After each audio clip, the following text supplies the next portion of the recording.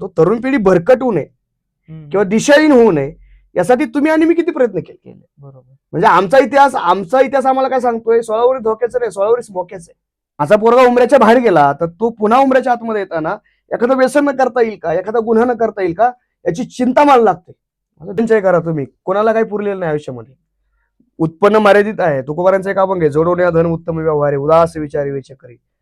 तुकोबाराय सांगणं सोपं आहे, तुकोबाराय मांडणं सोपं आहे, पण तुकोबाराय उतरवणं आणि पचवणं लय अवघड आहे.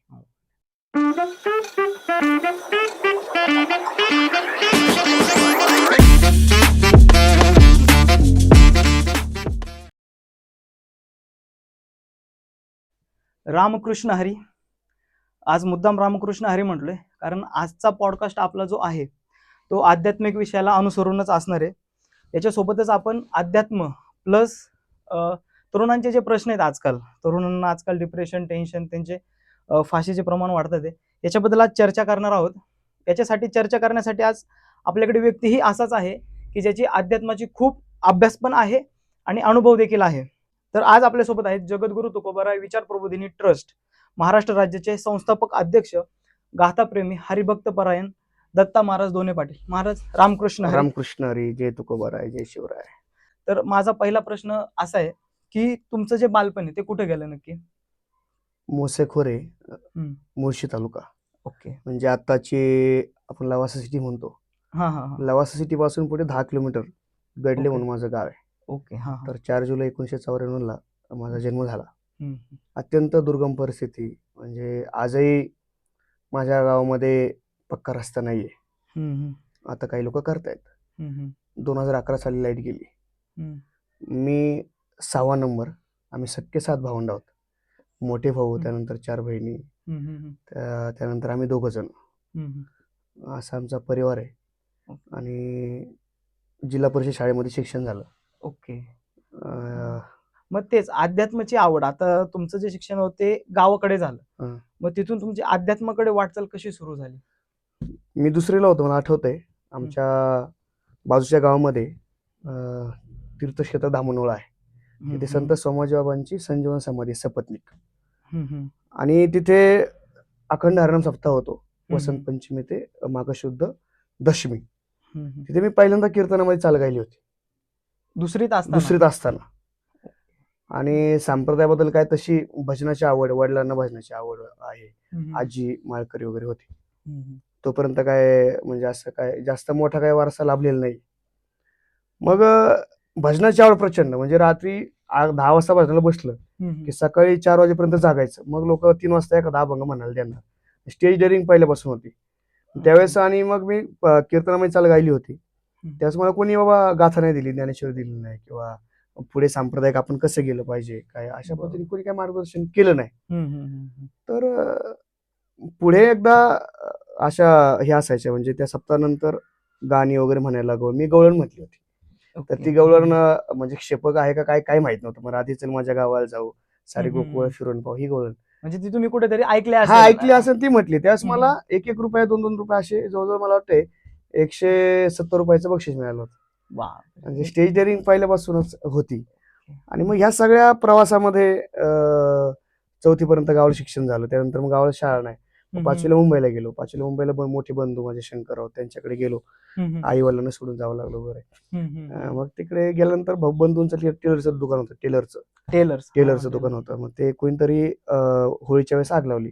त्यावेळेस मला मग गावाला आलो. आणि परीक्षा मी सायन कोळीवाडा ते वरळी मी एकटा जायचो, बसने वगैरे यायचो. माझीकडे राहिलो. परत गावाला यावं लागलं 6वीला गावाला आल्यानंतर आमचं गडले ते धामणोळ येऊन जाऊन जवळजवळ 7 ते 8 किलोमीटरचा प्रवास. तो तसा प्रवास केला. पुन्हा 7वीला मुंबईला गेलो. तर त्यावेळेस मग काहीतरी केलं पाहिजे आपण, बाबा आपण काहीतरी पैसे वगैरे कमवले पाहिजे असं काहीतरी. मग मी 6 महिने एका पाणीपुरीच्या याच्यावर प्लेट धुवायचं काम केलं. पाणीपुरी पुढे मुंबईमध्ये सायनमध्ये. त्यावेळेस मला काहीतरी पगार 600 रुपये पगार होता महिन्याचा. 20 रुपये रोजचे मिळायचे. ते पैसे मी बंधूला द्यायचो. आणि स्कॉलर होतो, म्हणजे हुशार होतो पहिल्यापासून. आणि पहिल्यापासून एक आपलं मदत करायची वृत्ती वगैरे. मला एक प्रसंग आठवते, मी साधारणपणे 3री-4थीला असेल. आणि आमचे एक गडले म्हणून गाव आहे, त्याच्यावरती एक दुधवान म्हणून एक गाव आहे, म्हणजे वस्ती आहे. तर तिथे मी एकाला मदत केल्यानंतर मग ते सर मला म्हणले, तू धर्मेंद्र नावाचं ठेवलं त्यांनी. धर्मेंद्र. धर्मेंद्र. हा. आजही ते मला पोद्दार सर धर्मेंद्र किंवा ते गायकवाड सर धर्मेंद्र म्हणतात. 7वीला मग ते काम केलं. मग 8वीला परत धायरीला आलो राहायला. बंधू धायरीला आले. ते सगळ्या गोष्टी बंधूंनी परत त्यांचं काम वगैरे सगळं चालू केलं. मग 8वी गेली. 8वी 9वी 10वी मी पेपर टाकायचं काम केलं. पेपर म्हणजे सकाळीचे न्यूज पेपर हा टाकतात. न्यूजपेपर. म्हणजे तिथे 42 पेपरची लाईन होती. सकाळी उठायचो त्यावेळेस 300 रुपये पगार होता. नंतर त्यांनी 50 रुपये वाढवला. अशा पद्धतीचा सगळा प्रवास. पण भजनाची आवड होती, ते काही गप्प बसून देत नव्हतं. कारण जे बॉर्न टॅलेंट असतं आपल्याला, ते आपल्याला बऱ्याच वेळा गप्प बसून देत नाही. आणि तेच खरं तुमचं आयुष्य घडवत असतं. आपण आपल्याला म्हणजे मृगाची अंगी कस्तुरीचा वास, अशी ज्याचा त्यास नसे ठावा. मग ते पेपर टाकत असताना मी ज्यावेळेस पेपर 10वीला असताना सोडलं, त्यावेळेस तो पेपरचे जे मालक होते पोकळे म्हणून, म्हणजे अपंग सोनबा पोकळे म्हणून, तर ते मला म्हणले, दत्ता 42 पेपरची लाईन मी 91 पेपरवरती नेऊन ठेवली होती. म्हणजे एवढी वाढ केली होती. ज्यावेळेस मी काम सोडलं त्यावेळेस ते मला म्हटले की तुझ्यासारखा प्रामाणिक मुलगा म्हणजे अतिशयोक्ती, तुम्ही त्याला विचारू शकता, म्हणजे रियालिटी आहे, मला खोटं आवडत नाही. तर मला भेटला नाही म्हटले, आणि तुझा हा प्रामाणिकपणा जीवनामध्ये तुला मोठा करणार, हा त्यांचा शब्द होता. आणि 10वीला मी अभ्यास हुशार होतो, पण जास्त असा बाबा आता आपण अभ्यास केला पाहिजे वगैरे वगैरे. बंधूकडे होतो, बारकावा वगैरे होता. आणि मग 10-15 मिनिटं अभ्यास केला. शेवटी मी क्लास वगैरे लावला होता. फक्त क्लास कॉलेजमध्ये म्हणजे शाळेमध्ये शिकवलं जायचं ते बघायचो, तरी पण मला 72% होते 10वीला. नंतर मग काही माहित नव्हतं की बाबा आता काय करायचं, 10वी नंतर काय करायचं, कारण 10वी हा विद्यार्थ्यांच्या जीवनामध्ये टर्निंग पॉईंट असतो. तर माझ्या बंधू 12वी शिकले होते, आणि त्याच्यानंतर पहिले आमच्या कुटुंबातले 12वी झालेले. आई अशिक्षित आहे, वडील 4थी शिकले होते, त्यानंतर त्यांना शिकता नाही आलं. म्हणजे मला कधी कधी असा प्रश्न पडतो की संत जनाबाई महाराज, एक सामान्य स्त्री काम करायला आली होती नामदेव महाराजांकडं. मग नामदेव महाराज तिला फक्त कामापुरती मर्यादित ठेवत नाहीत. दास्यत्व, संतत्व, नेतृत्व करण्याची संधी संत नामदेव महाराज देतात. म्हणजे स्त्री जन्म म्हणवणी न व्हावे उदास, साधू संत ऐसे केले जणी. मला स्त्रीचा जन्म मिळाला म्हणून उदास व्हायचं काही कारण नाही. मी माझं अस्तित्व सिद्ध करू शकते. स्त्री स्वातंत्र्याचा पुरस्कार 750 वर्षापूर्वी आमच्या संतांनी केला. मग त्या जर अभंगले, अस्पृश्य समजल्या गेलेल्या चोखोबारायांच्या पत्नी सोयराबाई महाराज, त्यांची जी रचना आहे ती आपल्याला वाटते की किशोरताई आमोणकरांची, पण ती किशोरताई आमोणकरांनी स्वरबद्ध केली.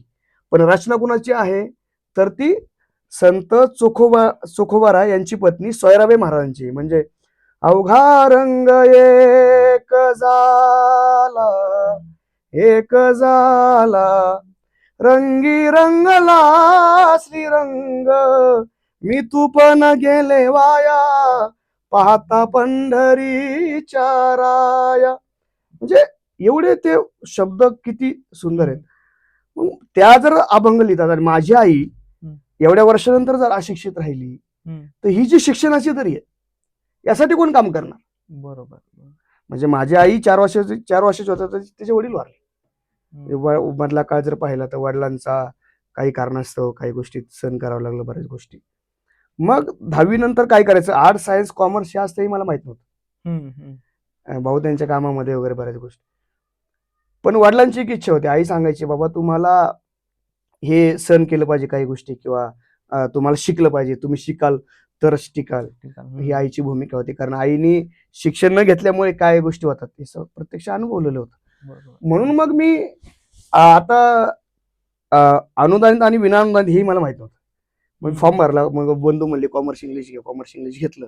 कॉमर्स इंग्लिश घेतल्यानंतर बाबा मी शाहू कॉलेज टाकण्याऐवजी अगोदर ज्ञानगंगा टाकलं. परिस्थिती अशी झाली की ज्यावेळेस मी ज्ञानगंगा कॉलेजला हिंगण्यामध्ये ऍडमिशन घ्यायला गेलो, त्यावेळेस मला कळलं की 15,000 रुपये भरला. मग ते बंधूंनी भरले. पण त्यानंतर काय झालं की 1 वर्ष मी तिथे ज्ञानगंगाला गेलो. मग थोडंसं घरातल्या काही अडचणी आल्या. मग मी भाऊला म्हणलं, भाऊ काय मला म्हणलं नाही, भाऊला म्हणलं की भाऊ आपल्याला एक काम करू, आपण आता शाहू कॉलेज घेऊ, तिथं फी कमी आहे. मग मी कॉलेज बदललं. कशासाठी, भाऊ तिथे फी कमी आहे म्हणून. अशाच्या त्या 11वी-12वी मध्ये घरी बंधूंनी मला इस्त्रीचं दुकान हे करून दिलं होतं. आम्ही बाकीच्या आजूबाजूचे ते सगळे धायरीमध्ये राहत असताना ती इस्त्री मी करायचो. म्हणजे कष्ट करायची जी काही सवय आहे ती. परत मग FYला 12वीला कधी जायचो, कधी कॉलेज करायचो. इंग्लिश कॉमर्स घेतलं होतं, क्लासेस वगैरे काही नाही. तरी मला 62% होते. त्याच्यानंतर काय करायचं, 2013 साली काहीतरी करण्याची पहिल्यांदा अशी आवड. म्हणजे मला आठवते की मी गाड्या ज्यावेळेस धुवायला जायचो 8वी 9वीला, त्यावेळेस मी एकदा काय केलं, त्या मालकाची चावी घेतली आणि डायरेक्ट DSK ला घेऊन गेलो गाडी. मग तो माणूस माझ्यावरती ओरडला वगैरे, काय तसं असं तसं बोलणं वगैरे खाल्लं. नंतर मग 8वीला असताना माझ्या मित्राची इंडिका होती, अमित म्हणून माझा मित्र होता, त्याची इंडिका मी डायरेक्ट घेऊन साताऱ्याला गेलो होतो. म्हणजे ती कॉन्फिडन्स लेवलची म्हणतो ना, म्हणजे ओव्हर नाही पण जो काय तो होता. भजनाला येणं जाणं वगैरे तोपर्यंत, मग त्याच्यानंतर थोडंसं थांबलंच होतं, पण ऐकणं वगैरे असेल किंवा काय ते चालूच होतं, वेळ काय बंद होत नसायचं. मग FY ला गेल्यानंतर मी ऍडमिशन घेतलं HU देसाई कॉलेजला, आणि मला वाटलं आता आपण व्यवसाय केला पाहिजे, काहीतरी करायचंय. म्हणून लवासामध्ये मी 2013 साली कन्स्ट्रक्शनचं काम चालू केलं. कन्स्ट्रक्शन म्हणजे लेबर वर्क घेणं, म्हणजे काम करून घेणं, सब कॉन्ट्रॅक्टर म्हणून. काही माहित नसतं त्याचं, काय गुन्हा काय असतो, वळंबा काय असतो, काही माहित नाही, पण काहीतरी करायचं, आपण केलं पाहिजे, व्यवसाय केला पाहिजे. बरेच लोक म्हणतात व्यवसायामधून आपल्याला बऱ्याचशा काही गोष्टी मिळतात वगैरे असं. पण मी कंपनी चालू आहे, काम सुरू व्हायला माझं जोरामध्ये, आणि कंपनी बंद पडायला. तुकोबाराचे म्हणतात ना, बरे झाले देवा निघाले दिवाळी. ही गोष्ट कधी कधी आपण सकारात्मक घेतली पाहिजे. बरोबर. का जे आयुष्यामध्ये होणार असतं, तुम्हाला एखादी गोष्ट तुमच्या हातातून सुटते, याचा अर्थ असा नाही की तुमचं उद्ध्वस्त होणार आहे, काहीतरी नवीन होणार आहे. मग मी मला आमचा असा बंधू, आम्ही चर्चा करतो, एक माणूस म्हणला, काय तू भजन वगैरे गातोस, पण माळ वगैरे कुठे तुझ्या गळ्यामध्ये? तेव्हा माळ नव्हती तोपर्यंत 2013 पर्यंत माळ नव्हती. तो माणूस मला म्हणला, आणि 23 मार्च 2013 मी डायरेक्ट आळंदीला आलो, माऊलींच्या समोर ती माळ ठेवली आणि स्वतःच्या हाताने घातली. आणि तेव्हापासून मी माळकरी झालो. आणि त्याच्यानंतर मग हा प्रवास असा सुरू झाला. कंपनी मग SY ला वगैरे SY कम्प्लीट केलं, आणि 2012 ते 2016 मी गायन साथ करायचो. म्हणजे माझा आवाज चांगला असल्यामुळे गायन साथ करायचो. तोपर्यंत मी 2016 पर्यंत धोतर कधी नव्हतं घातलं, कारण ते घालायचं कसं काय काही माहित नव्हतं. आणि असा सगळा आता काय करायचं, तर गायन साथ केली. सुरुवातीला लोक पैशाचा कधीच विचार नाही केला, कारण माझे वडील म्हटले होते पैशाचा विचार करू नकोस, ते मिळत राहील. आणि कधी 50 रुपये, कधी 200 रुपये, कधी 300 रुपये. एकदा तर मला आठवते, माझे मित्र बाळासाहेब शिंदे आणि आम्ही ह्याला गेलो होतो, कोळवणला गेलो होतो. प्रचंड थंडी, कीर्तन झालं, आणि आता त्यांची स्कूटी होती, स्कूटीवरती आलो तर आमचे हात असे ना असे वाकडे झाले होते थंडीमुळे. असा तो प्रसंग मला आजही आठवतो, अंगावर काटा येतो. आणि मग लास्ट इयर माझं राहिलं, मी एकच पेपर दिला होता, ते अजूनही मला काही कम्प्लीट करता नाही, तर करायचंय मला. तुकाराम महाराजांच्या साहित्यामध्ये तुकोबारा छत्रपती शिवाजी महाराज समन्वय साधून डॉक्टरेट करायची माझं ध्येय आहे, आणि ते मी करणार. कारण तुकाराम महाराज म्हणतात, असा देते साध्य करीत सायस, कारण अभ्यास तुका म्हणे अभ्यासाला पर्याय नाही. मग एकदा असा प्रसंग झाला, माझा एक मित्र मला म्हटला, गणपतीचा हे होता, आणि मला त्यांनी फोन केला, मला महाराज कोण काही कीर्तनकार आहे का बाबा, एक मला गावाला कीर्तन करायचं. मला असं वाटून गेलं, आपल्याकडे स्टेज डेअरिंग वगैरे आहे, आपण करू शकतो. मग त्याला म्हणलं, मी करतो कीर्तन. तोपर्यंत काय धोतरही घातलं नव्हतं कधी, फेट्याची प्रॅक्टिस नाही, काही नाही. म्हणजे पांडुरंगा करू प्रथम नमन असतं, ते आपण पांडुरंगा करू प्रथम मन मन वगैरे म्हणायचं. म्हणजे ज्यावेळेस तोपर्यंत काही नाही. आणि मग त्याला म्हणलं, मी करेन कीर्तन. मग आता कीर्तन करायचंय तर कशा पद्धती, मग धोतर घेऊन आलो, फेटा आणला, तर फेट्याची खळ वगैरे काढायची ते पण माहित. मग काय केलं, एका आमचे एक मानकर महाराज आहेत, त्यांच्याकडून ते थोडस लिखाण वगैरे करून गेलं. आपुली येता जो अशी जागता, हा तो लिहून घेतला. मग ते पाठांतर वगैरे सगळं गोष्टी. आणि मग आता कीर्तन तर करायचं. आमचे गणपती विसर्जन झालं, आणि 10 सप्टेंबर साधारणतः मला आठवते, 10 सप्टेंबर 2016ची तारीख होती. आणि मग बंधू वगैरे गावावरून आले गणपती विसर्जन करून. आता आपल्या कीर्तने वडील आले, आई वगैरे आले, माझा मित्र परिवार. म्हणजे माझा मित्र अगदी जवळचा जो मित्र आहे, गणेश काळे म्हणून आळंदीमध्ये राहतो, त्याने पण स्वतः 12 म्हणजे वयाच्या 12 वर्षापासून काम करून, कष्ट करून, तो अगदी त्याला 5 रुपये 10 रुपये वगैरे मिळायचे, तसा तो काम करतो. तो माझा मित्र आहे. आयुष्यामध्ये त्यांनी कधी माझ्या आतापर्यंत कधी हिशोब पाहिला नाही, काय पाहिलं. म्हणजे आयुष्यामध्ये खूप म्हणजे आपण जिवलग आणि सखा मित्र असणं वेगळं, सखा असणं वेगळं, आणि जिवलग असणं वेगळं. अशा पद्धतीचं म्हणजे काही आपण एकमेकांसाठी. आता फेटा तर बांधायचं, कीर्तनाला गेलो तिथे मस्त बंधूंची इंडिका वगैरे होती, त्यांच्या गाडीत गेलो. आणि दुसरा आमचे बाळासाहेब शिंदे होते, ते होते, गणेश काळे, काकासाहेब मुळे आमचा, परत माझा मित्र संजय वाटकर, तो गायन साथीला होता. तो योगेश लेकावळे जो माझा मित्र, त्यांनी मला ती संधी दिली होती. त्याने माझा विश्वास पण टाकला, मला करा तुम्ही, काय व्हायचे ते होते. म्हणजे मोहरी म्हणून गाव आहे भोर मधलं, हा, हा. तिथे पहिलं कीर्तन झालं लेकावळ्यांची मोहरी. आणि मग फेटा घालायचा. तर आता कसा घालायचा काय माहित नाही. आमच्या मित्रांनी गणेश काळे आणि माझे मित्र बाळासाहेब शिंदे यांनी मला तो गुंडाळा फेटा हम्म. धोतर त्या आमच्या मित्र काकासाहेब मुळे किंवा त्या संजयनी त्यांनी घातलं. त्यावेळेस मी पहिलं कीर्तन जवळजवळ 2.25 तास केलं. 2.25 तास ते पहिलं कीर्तन केलं. म्हणजे इथून तुमची कीर्तनाची जी सुरुवात झाली 10 सप्टेंबर 2016 पहिलं कीर्तन केलं. आणि त्यावेळेस मला मानधन 32 रुपये मिळालं. पहिल्याच कीर्तनाचं मानधन 32 रुपये होतं. मग ते वडिलांच्या वगैरे ते सगळं प्रचंड हॅपी होतो. त्याच्यानंतर काय झालं, जे मानकर महाराजांनी मला कीर्तन दिलं होतं लिहून, त्यांनी मला म्हणले तुम्ही दुसरं कीर्तन 13 का 15 तारीख होती त्यांच्याच तिथे माऊली मंदिर आहे कोंडावळ्यामध्ये, तिथं मी काय कीर्तन केलं. त्यांनी मला फेटा बांधला, पण मी नवीन अभंगावर कीर्तन केलं. वेगळा सांगत होतो माशी बाजारे विठ्ठला. 2-2.25 तास स्टेज झालं. म्हणजे स्टेज आणि पहिल्यापासून होती. तिथून तो सर्व प्रवास झाला. मग आज आम्ही सख्खे भावंड 7 जण आहे. त्या सगळ्या याच्यामध्ये 27 लोकांपैकी आम्ही 20 लोक माळकरी. आता 20 लोक माळकरी आहे. असा सगळा हा कीर्तनाचा प्रवास. आज गेली महाराष्ट्रभर कीर्तन करत असताना 700-800 कीर्तन एवढ्या याच्यामध्ये झाली आतापर्यंत झालेली. खूप सारा संघर्ष आहे. म्हणजे लहानपणापासून आतापर्यंतचा प्रवास सांगितला. त्याच्यामध्ये पेपर टाकणं असेल, गाडी धुणं असेल, इस्त्री करणं असेल, भरपूर कामं केली आहेत. खरं तर हे अनेक तरुणांना आजकाल नको वाटतं करायला. लोकांना काय वाटतं की कॉलेज झालं की आपला आयतं काहीतरी एक जॉब बघावा आणि करावा. खरं तर हा संघर्ष खूप काही शिकून जातो. तर ह्या संघर्षातून तुम्ही आता एवढा संघर्ष केला, काय शिकलात नक्की? जीवन जे असतं ना, एक जीवन म्हणजे आयुष्यामध्ये सुखदुःख आहे. कारण ऊन आहे म्हटल्यानंतर सावली आहे. आता एखादा सरळ जर रोड असेल आणि त्याला काहीच वळण नसतील किंवा काही खड्डा वगैरे नसेल तर माणूस अपघात होण्याची शक्यता जास्त असते. बरोबर. चढ उतार जीवनामध्ये पाहिजेच, त्याशिवाय जीवनाची मजा नाही. आणि मी पोरांना कायम सांगत असतो, गाड्यांनो बापाची श्रीमंती असू दे. म्हणजे माझ्या आजोबांचा जवळजवळ 2.5 एकर सातबारा होता लावासा सिटीमध्ये. ओके. आमची जमीन काही शिलिंगला गेली, काही जमीन पाण्यामध्ये गेली वरसगाव धरणामध्ये. पण मी म्हणतो बरं झालं, म्हणजे मला जर आयतं कदाचित मिळालं असतं तर मला माझा संघर्ष कळला नसता. कारण साठवलेलं पाणी आणि झरा याच्यामध्ये फरक आहे. साठवलेलं पाणी एक दिवस संपणार आहे, त्याच्यामध्ये किडे होतील, काहीतरी होतील. पण झरा जो असतो, तुका म्हणे झरा आहे मुळीचा चिखरा. तुका म्हणे नव्हे टाचणीचे पाणी, टाचणीचं पाणी पुरत नाही, झरा पाहिजे. म्हणजे आपला संघर्ष आपल्याला करता आला पाहिजे. कारण एखाद्या समजा बापाची खूप काही प्रॉपर्टी आहे. तुकोबारांनी हे पण सांगितलं की वडिलांचं वडिलोपार्जित शेत आहे आणि वडिलोपार्जित शेत आहे आणि त्या शेतामध्ये म्हणजे मिराशीचं जे शेत आहे त्याच्यामध्ये तुम्ही जर राबलं नाहीत, कष्ट केले नाहीत तर तुम्हाला ते शेत विनाकारण विदाऊट कष्टाचं फळ देऊ शकत नाही. बरोबर. म्हणजे मिराशीचे मून शेत नाही तिथं पीक उगे, विनाकारण ते पीक देणार नाही. आणि भल्या भल्यानं कळल्यामुळे आज आज आज भल्या भल्यांची दैना उडाली. बरोबर. म्हणजे मी एक वाक्य फार सुंदर वाचलं होतं की शेती विकायची नसते, शेती राखायची. ते मला वाटतं मुळशी पॅटर्न मधलं वाक्य आहे. म्हणजे खरं तर काय झालं, मुळशी पॅटर्न हा जो आहे तो वेगळा आहे. मुळशी पॅटर्न आता 4-2 घर किंवा एखादं गाव म्हणजे मुळशी पॅटर्न असतं. म्हणजे तरडे साहेबांना वेगळं काही दाखवायचं असेल, पण लोकांनी संदेश वेगळा घेतला. त्यांना माझी विनंती की मुळशी पॅटर्न 2 पण काढला पाहिजे. बरोबर. म्हणजे आमच्या तालुक्यात तुम्हाला सांगतो गणेशजी 16 प्रकारच्या शेंगा आहेत. किती? 16 प्रकारच्या शेंगा. म्हणजे वाल नसतं का ते, पण आपण वाल असतं, परत ते पावटा असतो, अशा प्रकारच्या 16 प्रकारच्या शेंगा आहेत तालुक्यात. बरं आमच्या एका तालुक्यामध्ये 3 धरणे आहेत. 3 धरणे मुळशीमध्ये. म्हणजे धरणग्रस्तांचा संघर्ष काय असतो. म्हणजे आमच्या लोकांना अक्षरशः इथलं 100 एकर जमीन त्यांच्या पाण्यामध्ये गेल्या, देव पाण्यामध्ये गेली, सगळ्या गोष्टी गेल्या. आजही मुळशी धरणग्रस्तांचा लढा चालू आहे.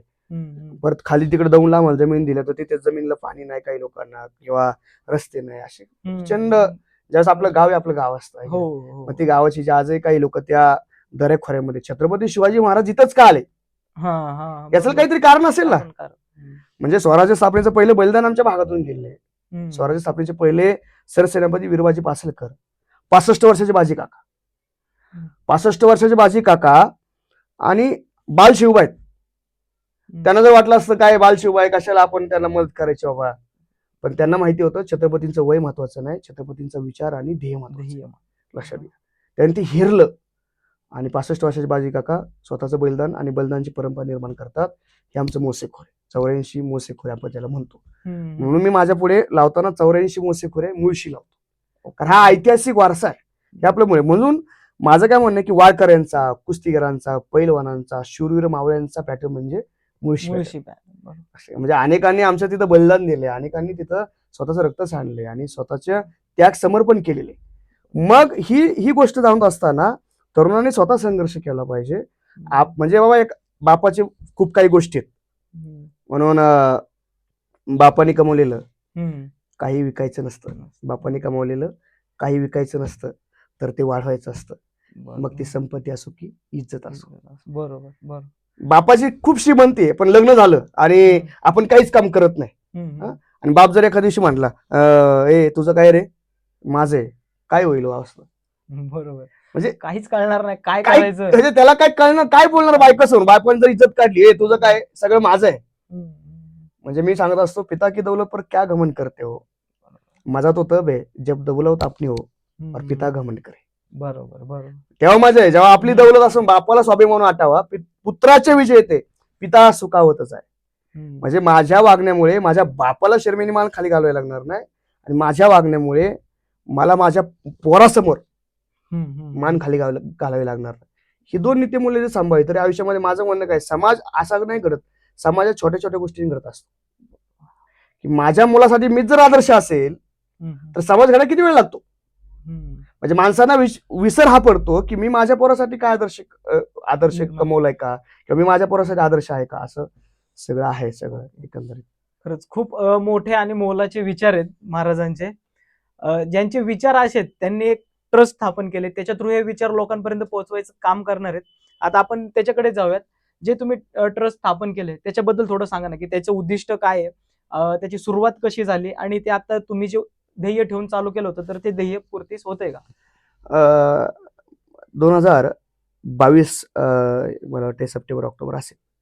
आता काय होतंय, आपण रचनात्मक आणि संस्थात्मक काम करायला फार कमी पडतो, सगळे आपली बहुजन समाजातली जे काही माणसं आहे. अडचण काय की काही तुम्हाला कन्स्ट्रक्टिव्ह करावं लागेल, काही तुम्हाला रचनात्मक करावं लागेल. तर तो उद्देश आला. तर मग काय नाव ठेवावं, ट्रस्टचं नाव काय ठेवावं? माझे गुरुजी किराणा घराणे सुप्रसिद्ध गायक आदरणीय पंडित सुनील पासलकर सर यांच्याकडे मी गाणं शिकतोय आणि माझे मित्र उद्धवराव धुमाळे. तर मग काय नाव ठेवायचं? तुकोबाराविषयी मला प्रचंड पहिल्यापासूनच खूप, म्हणजे जसं मी वाचायला लागलो तुकोबारा समजून घ्यायला लागलो. म्हणजे आपल्या महाराष्ट्रातल्या तरुणांनी गाथा वाचली पाहिजे. तर मग काय नाव ठेवायचं? तर जगद्गुरु तुकोबाराय विचार प्रबोधिनी ट्रस्ट असं आम्ही नाव ठेवलं. त्याचं ब्रीद वाक्य काय ठेवलं? एक एक असा एक करू अवघे धरू सुपन्न. म्हणजे हे आपलं ब्रीद वाक्य ट्रस्टचं.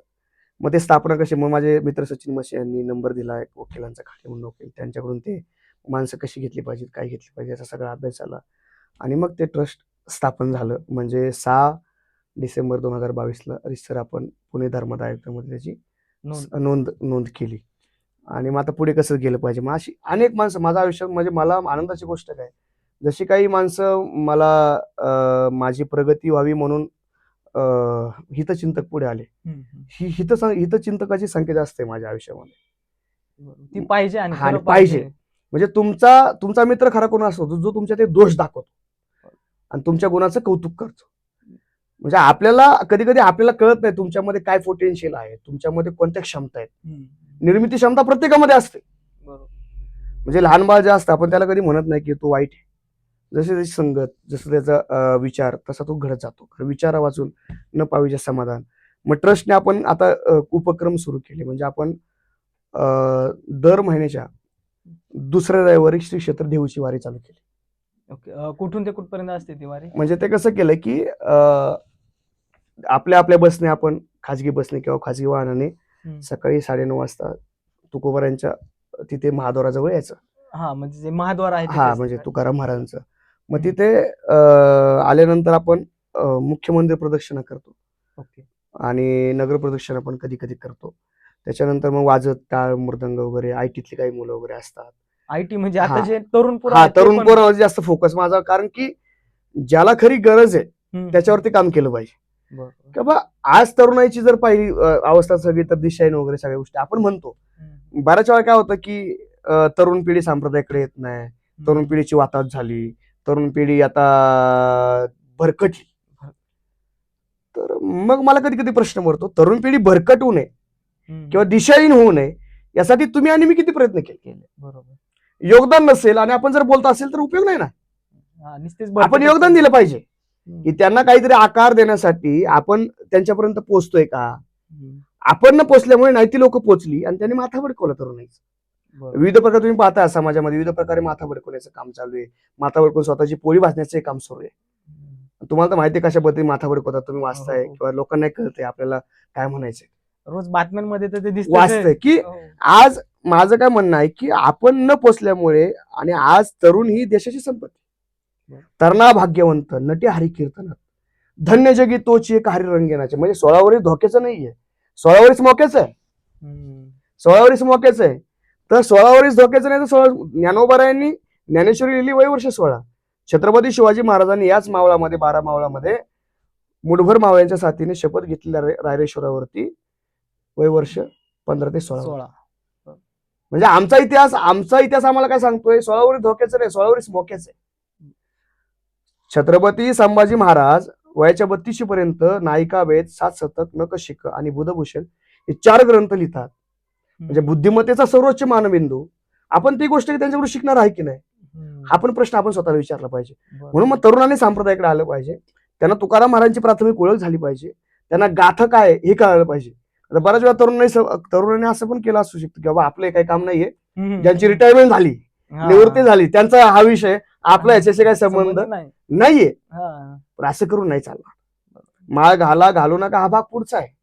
पण किमान आपली जी मुळे आहेत, ज्ञानोबा असेल, तुकाराम महाराज असतील, सगळे नाथबाबा असतील, नामदेव महाराज, चोखोबाराय, सावता महाराज, हे वारकरी संत जे आहेत.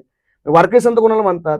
ज्यांची पंढरीची वारी आहे, ज्यांचा देव पांडुरंग आहे, ज्यांचे ग्रंथ वारकरी संतांनी लिहिलेले अभंग आणि ओवी आहे, याला वारकरी संत मानतात. म्हणजे आपलं मूळ आहे ते आपण आपल्या पोरांना समजू. म्हणजे मला खंत काय, दुसरीमध्ये असताना कीर्तन चाल गाईल, पण कोणी मला हरिपाठ नाही दिला, कोणी गाथा नाही दिली, कोणी ज्ञानेश्वरी नाही दिली, कोणी गीता नाही दिली, तर माझ्यासारखा पण एखादा असू शकतो समाजामध्ये. त्याचा वेळ जाऊ नये. म्हणजे मला माझ्या वयाच्या 18-20 मध्ये कळालं की आपण हे अगोदरपासून केलं पाहिजे. मग ही आंतरिक तळमळ. म्हणजे आज आपला तरुण तुकोबारायांच्या जर मार्गावर आला, त्याने गाथा वाचली, ज्ञानेश्वरी वाचली, तर मी तुम्हाला चॅलेंज देऊन सांगतो की आमचा माथा कोणी भडकवू शकत नाही. बरोबर, हे लक्षात घ्या. मग ती वारी सुरू आहे. मग आपला प्रसाद वगैरे असतो, समाजातली अनेक मंडळी त्यासाठी मला मदत करतायत. आणि मी आपला जर सत्य संकल्पाचा दाता नारायण सर्व करी पूर्ण मनोरथ, आपला संकल्प सत्य असेल, आपला विचार चांगला असेल, आपली ध्येय चांगली असतील, आपला व्यापक विचार असेल, तर समाजात तुम्हाला काहीच समाज कधीही कमी पडून देत सगळे. आता तिथं आपल्या वारीमध्ये विशेष काय, कोणती गणवेश सक्ती नाही. म्हणजे तुम्ही स्त्री असा, पुरुष असा, कोणत्या जाती धर्माचे असा, सगळ्यांशी ते आहे अधिकार. कलियुगी उद्धार हरिचरण ते आपण तिथं जगतो. माझे काही आयटी इंजिनियर असताना माझे मित्र मला म्हणले, महाराज किती सुंदर आहे. म्हणजे आमचं इथं आम्हाला एनर्जी बुस्टर आहे. म्हणजे आम्हाला इथं प्रचंड एनर्जी मिळते. म्हणजे आम्हाला घरी गेल्यानंतर प्रचंड आनंद वाटतो. कारण आपल्या आनंदाची जागा आहे ना, हे आपला वारकरी संप्रदायाचे संत आहे, मला असं वाटतं. आणि दुसरं आपण काय केलं, मागे मे महिन्यामध्ये गेल्या वर्षी वारकरी संत विचार संस्कार शिबिर 5 दिवसाचा कार्यक्रम घेतला होता. दासवे म्हणून गाव आहे तिथं, काळभैरवनाथ. तिथे सगळे मोरे परिवार असेल, सगळं ते मरगळे परिवार वगैरे सगळे समस्त ग्रामस्थ दासवे यांनी मला तिथं मदत केली. आणि आपण तिथं यशस्वी ते शिबिर राबवलं, माझ्या घरातले कुटुंबीय सगळ्या गोष्टी. आणि दुसरा गेल्या वर्षीपासून तुकाराम महाराजांचा बीजोत्सव होतोय. आनंदाची काय म्हणजे ती गोष्ट होतेच. पण मला असं वाटायचं की तुकाराम महाराजांचा जन्मोत्सव पण झाला पाहिजे. बरोबर. जन्मोत्सव, वसंत पंचमी तुकाराम महाराजांची जन्मोत्सवाची आहे. गेल्या वर्षी आपण पत्रकार भवनमध्ये माझे मित्र सगळे मित्र परत ठरवलं की आपल्याला जन्मोत्सवाचा कार्यक्रम घ्यायचा. अवघ्या 4 दिवसामध्ये नियोजन केलं. 40-50 लोक आली होती. व्याख्यान वगैरे केलं होतं आपण, परत प्रसाद वगैरे केला होता. आणि ह्या वर्षी पुन्हा एकदा आपण, आणि त्यावर्षी टॅगलाईन होती जन्मोत्सव जगद्गुरू तुकोबारायांचा, आनंदोत्सव छत्रपती शिवरायांच्या मावळ्यांचा, अशी टॅगलाईन होती. कारण जे पायकीच्या अभंगाच्या माध्यमातून जगद्गुरू तुकाराम महाराजांनी इथल्या मावळ्यांचं प्रबोधन केलं पायकीच्या अभंगातून. ते फार महत्वाचं. म्हणजे इथं भूमी तयार केली. छत्रपती शिवाजी महाराज मासाहेबजी जाऊ येत होत्या, कीर्तनाला बसत होत्या. मग मला वाटलं आपण तो उत्सव साजरा केला. मग ह्या वर्षी व्याख्यान असेल, परत मृदंग सोलो केला होता आपण. सोलोवादन म्हणजे कृष्णाजी साळुंके त्यांचे विद्यार्थी आले होते, सोलोवादन केलं. परत टेलर मास्टर असोसिएशन, गुरु समाज संघटना, वारकरी संत विचार महापरिषद, अशा वेगवेगळ्या संघटना, पुणे पत्रकार कट्टा, हे सहभागी झाले होते. गेल्या वर्षीची 50ची संख्या, या वर्षी संख्येचं महत्वाचं नाही, पण 150 लोक आली होती. आणि खूप सकाळी 10 वाजता कार्यक्रम सुरू झालेला, 2:30 वाजता संपला. पुणे पत्रकार श्रमिक पत्रकार भवनामध्ये. योगायोगाने आनंदाची गोष्ट अशी झाली की 1च्या नंतर कोणता कार्यक्रम नव्हता, त्यामुळे आम्हाला त्या वेळही मिळाला. अनेक लोकांनी त्यासाठी प्रसादाचं नियोजन वगैरे केलं. अनेक माणसं यासाठी मला मदत करतायत. आणि दुसरा एक आपण जगद्गुरु तुकोबाराय ट्रस्टच्या वतीने काय केलं, किमान आता 4092 अभंगाची गाथा आहे. एवढी मोठी गाथा पाहिली की लोक अरे कधी वाचायची, केव्हा व्हायचं ते कळायचं का, या सगळ्या गोष्टी. मग मला असं वाटलं की यार आपण काहीतरी संक्षिप्त रूपामध्ये केलं पाहिजे. म्हणजे रोज एक किमान तरुणांनी अभंग वाचावा, गाथा त्यांच्या जगण्याचा भाग व्हावा, संत विचारांकडे तरुणाई आकृष्ट व्हावी.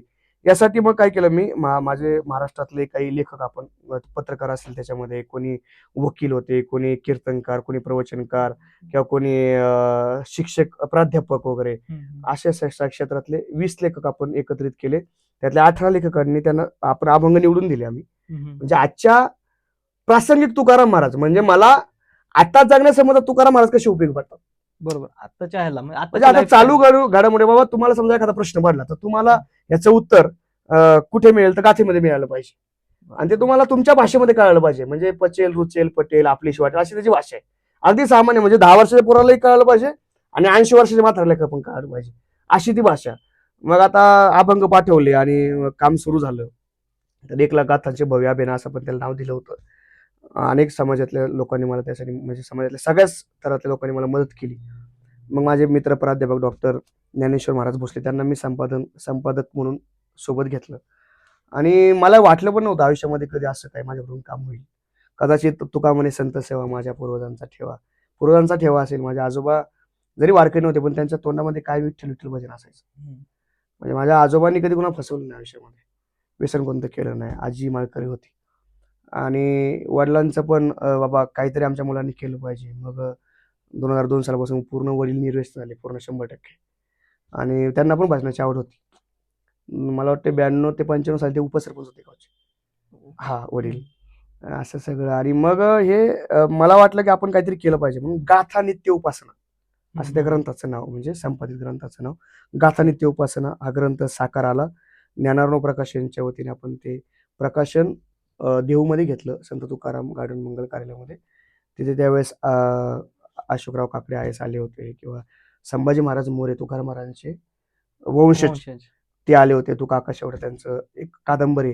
आणि IIT कानपूरचे प्राध्यापक डॉक्टर समीर चव्हाण सर म्हणून, ज्यांनी तुकाराम महाराजांवरती 2 खंडामध्ये आखैते झाले, हिंदुस्थानी परिवेशामध्ये तुकाराम महाराजांचं महत्व काय, म्हणजे त्या लेवलला. त्यांनी ते डॉक्टर समीर चव्हाण सर, त्यांच्या हस्ते आपण 500-600 लोकांचा कार्यक्रम घेतला. आता पहिली आवृत्ती संपुष्टात आली, तरी अजून काही जाहिरात नाही, काय नाही. कार्यक्रमाच्या दिवशी 350 प्रती केल्या होत्या. सर्व लेखकांनी त्यासाठी हे केलं. म्हणजे मी तर म्हणतो, फोडीले भांडार धान्याचा अमाल, तेथे मी हमाल भारवाई. तुकोबारांच्या गाथीची सेवा करावी आयुष्यामध्ये, आणि प्रत्येक तरुणापर्यंत गाथा पोहोचावी ही माझी तळमळ आहे. काय असेल गाथा ज्ञानेश्वरी जी काय असेल ती तरुणांपर्यंत पोहोचली पाहिजे. कारण आज आपण जर पाहतो तर सामाजिक परिस्थिती फार भयावह आहे, भयानक. म्हणजे त्याचा आपण विचारही करू शकत नाही. अरे हा माणूस असा करू शकतो, याचा विचारही आपण करू शकत नाही, एवढी परिस्थिती. म्हणजे माझा मित्र आहे, त्याला मी फोन केला, म्हणलं वाढदिवसाच्या शुभेच्छा दिल्या. तर म्हणला महाराज बोलू का मी, बोल बाबा म्हणलं काय बोलायचं. तर महाराज, माझी पोरगी 15वीला आहे, माझा पोरगा 14वीला आहे. माझी पोरगी ज्ञानेश्वरी वाचते, माझा पोरगा गाथा वाचतोय. अरे म्हणलं फारच सुंदर. ज्याच्या घरामध्ये वारकरी संप्रदायाचं वातावरण आहे, तो माझ्याशी बोलतोय. मला जवळजवळ 25 लाख रुपये महिन्याचं उत्पन्न आहे, तरी महाराज मला झोप लागत नाही. काय झोप लागत नाही, तर म्हणलं माझी पोरगी उमऱ्याच्या बाहेर ज्यावेळेस जाते, ती पुन्हा उमऱ्याच्या आतमध्ये येताना वासनंद नजरातून सुखरूप घरी येईल का याची चिंता मला लागते. माझा पोरगा उमऱ्याच्या बाहेर गेला तर तो पुन्हा उमऱ्याच्या आतमध्ये येताना एखादं व्यसन न करता येईल का, एखादा गुन्हा न करता येईल का, याची चिंता मला लागते. माझ्या डोक्यामध्ये प्रकाशच पडला की अरे ती चिंता मला पण आहे, त्यांनी बोलून दाखवली, ती चिंता तुम्हाला पण आहे, सगळ्यांना. कारण नुसतं घर चांगलं चालत नाही, समाज निकोप आणि निर्मळ व्हावा लागतो, तेव्हा माणसं आनंदाने जगतात. म्हणजे ही परिस्थिती बदलायची असेल तर आपल्याला नाव ठेवून चालणार नाही, तर आपल्याला प्रॅक्टिकली काम करावं लागेल. म्हणजे तुम्ही जर 16वं 17वं शतक किंवा 18वं शतक जर पाहिलं तर म्हणजे दादोजी पांडुरंगांपासून न्यायमूर्ती रानडे वगैरे असतील किंवा महात्मा ज्योतिराव फुले असतील, या मंडळींच्या प्रबोधनाचे केंद्रस्थानी संत तुकाराम महाराज होते. जेव्हा शाहू महाराजांना नैराश्य यायचं किंवा एखादा महत्वाचा निर्णय घ्यायचा, म्हणजे नाही का प्रजाहित केंद्रित दक्ष जर एखादा कारभार करायचा असेल तर शाहू महाराज गाथा वाचायचे. म्हणजे सयाजीराजे महाराजा सयाजीराजे गायकवाडांनी पण गाथा प्रकाशित केली 2 खंडामध्ये, त्यांनी वाचले. म्हणजे अनेकांना या गाथेने अगदी यदुनाथ सरकार असतील, त्यांनी गाथा वाचायला म्हणून मराठी शिकली. म्हणजे एवढी गाथा. म्हणजे महात्मा ज्योतिराव फुले तर बोलले की शेतकऱ्यांमध्ये निर्माण झालेले साधू म्हणजे संत तुकाराम महाराज. एवढे प्रसंग आले संत तुकोबारांवरती. म्हणजे बाप मेला न कळता हरली संसाराची चिंता, माता मेली मज देखता, वडील गेले आई गेली, मुलगा गेला बायको गेली, एवढं सगळं होऊ नये तुकोबारा म्हणतात की बरे झाले देवा निघाले देवाळे, बऱ्या दुष्काळी पिला गेली. काय सामर्थ्य. म्हणजे ऑल इज वेल आपला आमिर खान म्हणतो, पण तुकोबारा त्या काळामध्ये म्हणतात म्हणजे जे काय असेल ते आपण मान्य करून पुढे आयुष्यामध्ये मार्गक्रमण केलं पाहिजे. मागे केलं ते पाहू नका, पुढे जामीन आहे तुका, कारण होणार ते होऊन गेले मिथ्या का खंती. खंती करण्यामध्ये काय काय मग खंती करून काय, उरलेलं आयुष्य तुला जगता आलं पाहिजे. म्हणजे आता तरी पुढे हाची उपदेश नका करू ना आयुष्याचा. पण आपण ते तरुणांसाठी खास काम आपण आपलं ट्रस्ट करतोय. खूप चांगली माणसं माझ्यासोबत ट्रस्टवरती आहेत आणि मी आयुष्यामध्ये ठरवले जे करेल ते चांगलं करेल. कारण तुकाराम महाराजांचं माझ्यापासून काय राहिलेलं नाहीये. पण जीवनामध्ये जे काय करेल तुकाराम महाराज काहीतरी म्हणलं पाहिजे वेल डन. जगणं आपल्याला कळलेलं आहे. आणि कितीही संचय करा तुम्ही, कोणाला काही पुरलेलं नाही आयुष्यामध्ये. उत्पन्न मर्यादित आहे. तुकोबारांचं एक अभंग आहे, जोडवण्या धन उत्तम व्यवहार उदास विचारी वेच करी. उत्तम व्यवहार जर धन जोडलं तरच तुम्हाला ते उत्तम आरोग्य आणि उत्तम संतती देऊ शकतो.